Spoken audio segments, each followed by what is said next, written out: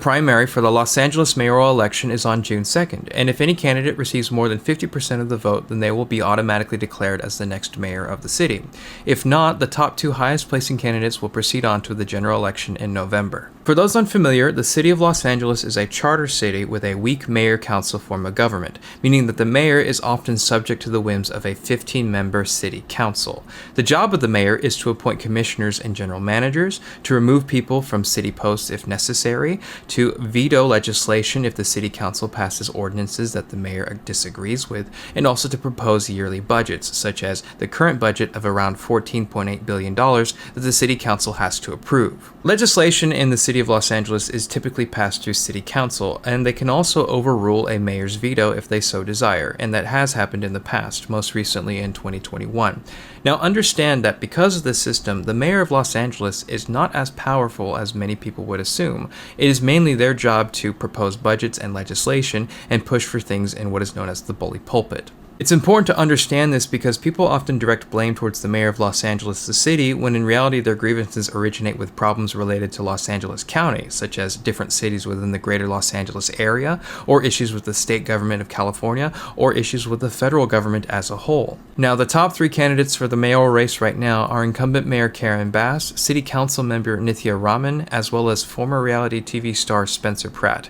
And here's what I think about all three of them. Karen Bass has a background in medicine, working as a physician assistant with a Bachelor of Science in Medical Sciences. She later served in the House of Representatives before leaving Congress to run for the mayor of Los Angeles, which she was elected to in 2022. She cites cutting homelessness by about 18% in the city of Los Angeles since she's been elected, through things such as her Inside Safe program and also through ED1, or Executive Directive 1, which has since approved 490 housing projects for about 29,000 units overall. Bass also cites the creation of the Office of Community Safety as a major achievement, claiming that it has helped reduce crime in the city of Los Angeles, as the homicide rate has dropped about 43% since the year 2021. Now, Bass claims that she's fighting homelessness through housing. Increasing housing will help reduce homelessness in LA, but she herself has also rolled back ED1, her own directive, because she was concerned about the permit process. ED1 is supposed to fast-track the building process for affordable housing, but she herself placed more restrictions on it, citing safety concerns.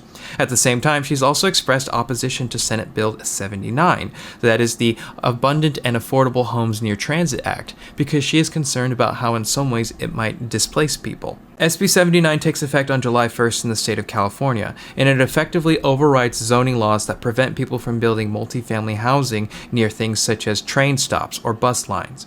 The goal is to help encourage people to build denser housing near places where people can take public transit, so that it reduces traffic, but it also lowers housing costs. Now, both Karen Bass and the LA City Council have voted to publicly oppose SB 79. However, one of the few members of City Council who did not vote against SB 79 was Nithya Raman. Nithya Raman has a bachelor's in political theory as well as a master's in urban planning. She is known for extensive work on homelessness, such as founding the SELAH Neighborhood Homeless Coalition, as well as working with the City Administrative Office of LA, focusing primarily on homelessness. Now, in 2024, when she was on the city council, Raman actually proposed a law similar to SB 79, trying to get more housing in Los Angeles. However, it was voted down 10-5. She has expressed support for SB 79 because she wants more housing to help alleviate homelessness. Recently, Raman has come under criticism for voting against a city ordinance called LAMC Section 4118, which would ban homeless encampments within 500 feet of schools and childcare centers.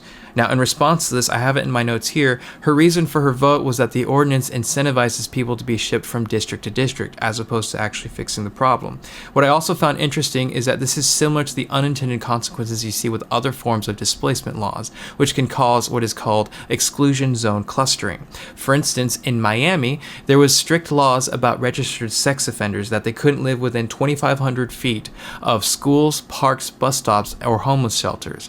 What resulted was that there was an even greater encampment underneath the Julia Tuttle Causeway from 2006 to 2010. So an ordinance like this can have three unintended implications. One, it might actually make homeless encampments larger because you're forcing homeless people to cluster around more specific areas. Secondly, you are potentially criminalizing homelessness, which makes it so that people are more likely to be penalized or met with jail time, which makes it harder for them to recover financially.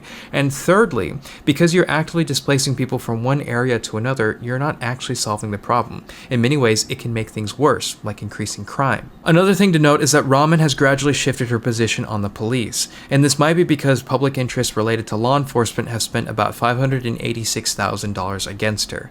In the past, she publicly stated defund the police, and now she's calling for more LAPD officers in the police force. The third major candidate is Spencer Pratt. His grandfather was William Chauncey Pratt Jr., the CEO and president of Kelly Clark Incorporated, a food distribution company.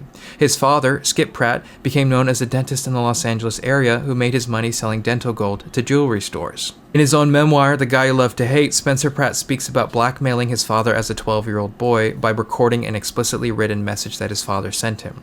His own sister, Stephanie Pratt, has also stated that he physically abused her as a child and later introduced her to hard drugs. Spencer Pratt has a bachelor's degree in political science, however he's most known for his appearance on various reality TV shows, specifically The Hills as the boyfriend of Heidi Montag. He's also appeared on other shows such as InfoWars with Alex Jones, however he has also done such things such as selling crystals under the brand Pratt Daddy, as well as having a wine club and investing in venture capital. In 2012, Spencer Pratt believed that the world was going to end with an asteroid striking the Earth on December 21st, and because of this, he spent his entire $10 million fortune on lavish goods such as an armored car and designer handbags. He was later forced to leave his home and then move in with his parents in Carpinteria, California. Spencer Pratt would later claim that Heidi Montag should have managed their finances earlier and then they wouldn't have gone bankrupt, admitting that he is relatively poor with money, which is interesting if he's going to be the mayor of Los Angeles managing a $14.8 billion budget. When he was questioned about his experience regarding budgeting during a debate, Pratt responded by stating that he didn't have experience, but he had common sense, and that he would simply appoint people to his team who could manage the budget for him, which is concerning to say the least. If I was interviewing for a commercial banking job at a local Chase bank, if I said I didn't have any experience and I didn't have a degree in finance, but I had common sense, I wouldn't be hired for the job, let alone managing a budget of a major city, the second most populated city in the entire United States. Regarding the issue of housing and homelessness, Pratt has taken a NIMBY-aligned stance, being against SB 79 and arguing in favor of policing and removing people from encampments, which would probably potentially include criminalizing homelessness. In 2017, Pratt and Heidi Montag purchased a home in the Pacific Palisades with assistance from Pratt's parents